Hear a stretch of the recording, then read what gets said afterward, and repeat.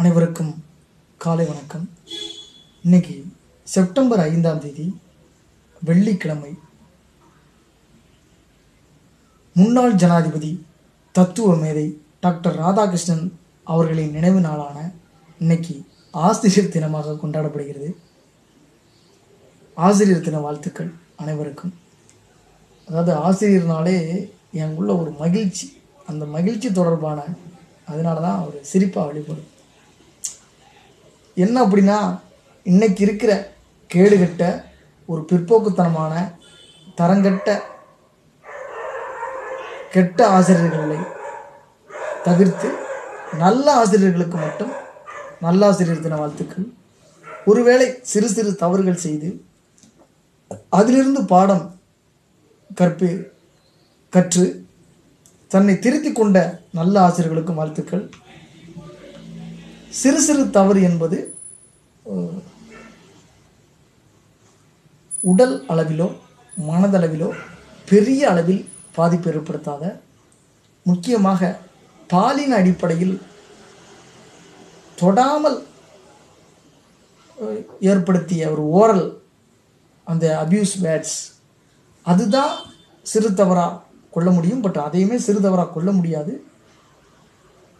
அதுவும் பெரிய தவறு தான். எந்த தவறுமே செய்யக்கூடாது. அந்த மாதிரி தாண்டி உடல் ரீதியாக இந்த மாதிரி துன்புறுத்துகிற செய்திகள்லாம் நம்ம அடிக்கடி பார்க்குறோம். அதெல்லாம் ஏற்கத்தக்க ஒரு விஷயம் அல்ல. பாலியல் தொடர்பாக, பாலியல் அப்படின்னா ஆசிரியர்கள் மாணவரோட அஃபேர் ஆகிடுது, இதெல்லாம் தவிர்க்கப்பட வேண்டியது. அதை சிறு தவறாக கருத முடியாது என்பது ஒரு வெளிப்படை. ரைட், நம்ம நிகழ்ச்சிக்குள்ளே போயிடுவோம் இன்னைக்கு. அப்போ அதனால் நல்ல ஆசிரியர்களுக்கு நல்ல ஆசிரியர் தின வாழ்த்துக்கள். சிறு சிறு தவறுகள் செய்து திருந்திய ஆசிரியர்களுக்கும் நல்ல ஆசிரியர் தின வாழ்த்துக்கள்.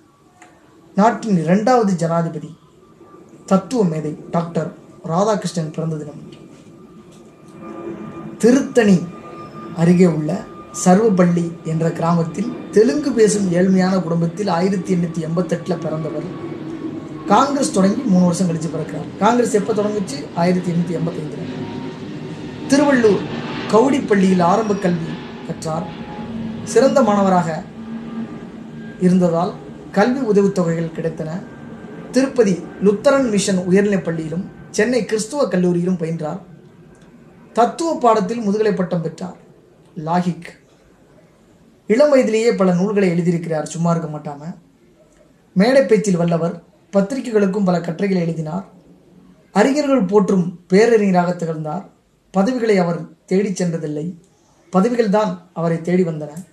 சென்னை பிரசிடென்சி கல்லூரியில் உதவி விரிவுரையாளராகவும் கல்கத்தா பல்கலைக்கழகத்தில் பேராசிரியராகவும் பணியாற்றினார். இந்திய தத்துவம் என்ற இவரது நூல் 1923 வெளியானது. இது பாரம்பரிய தத்துவ இலக்கியத்தின் தலைசிறந்த படைப்பாக போற்றப்படுகிறது. பாடங்கள் தவிர உபநிடதங்கள், பகவத்கீதை, பிரம்மசூத்திரம் ஆகியவற்றையும் மாணவர்களுக்கு போதித்தார். ஒழுக்கம், அன்பு, பண்பு, ஆற்றல், ஊக்கம், தன்னம்பிக்கை, விடாமுயற்சி, வாழ்க்கை கல்வி, பொது அறிவு, discipline, culture, power, motivation, self confident, perseverance, life education, general knowledge ஆகியவற்றையும் கற்றுத்தந்தார். புத்த சமண மத தத்துவங்களோடு மேற்கத்திய தத்துவங்களையும் கற்று நம் நாட்டில் அறிமுகப்படுத்தினார்.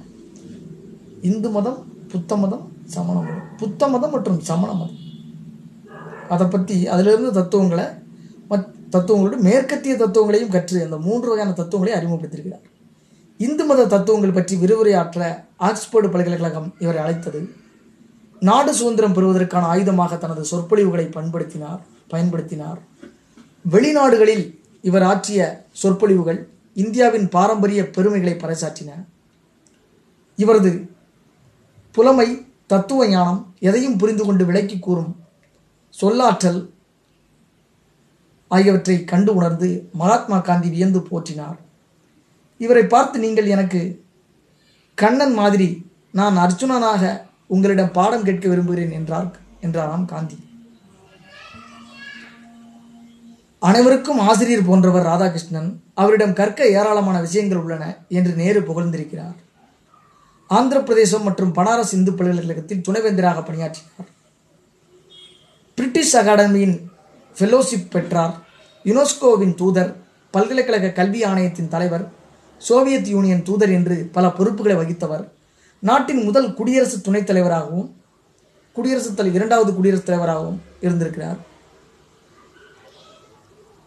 முதல் குடியரசு துணைத் தலைவராக 1952 தேர்ந்தெடுக்கப்படுறார். அப்பதவியை 2 முறை வகித்திருக்கிறார். குடியரசுத் தலைவராக 1962 10 வருஷம் கழித்து தேர்ந்தெடுக்கப்படுறார். இந்தியா மட்டுமின்றி உலகம் முழுவதும் உள்ள பல்கலைக்கழகங்கள் இவருக்கு கௌரவ டாக்டர் பட்டம் வழங்கி சிறப்பித்தன. நாட்டின் உயரிய விருதான பாரத ரத்னா விருது 1954 இவருக்கு வழங்கப்பட்டது. ஆசிரியராக பணியாற்ற தொடங்கி நாட்டின் குடியரசுத் தலைவராக உயர்ந்த சர்வப்பள்ளி ராதாகிருஷ்ணன் 87வது வயது 1975 மறைந்தார். அவரை போற்றும் விதத்தில் ஆண்டுதோறும் அவரது பிறந்த தினம் ஆசிரியர் தினமாக கொண்டாடப்பட்டு வருகிறது. நன்றி, வணக்கம்.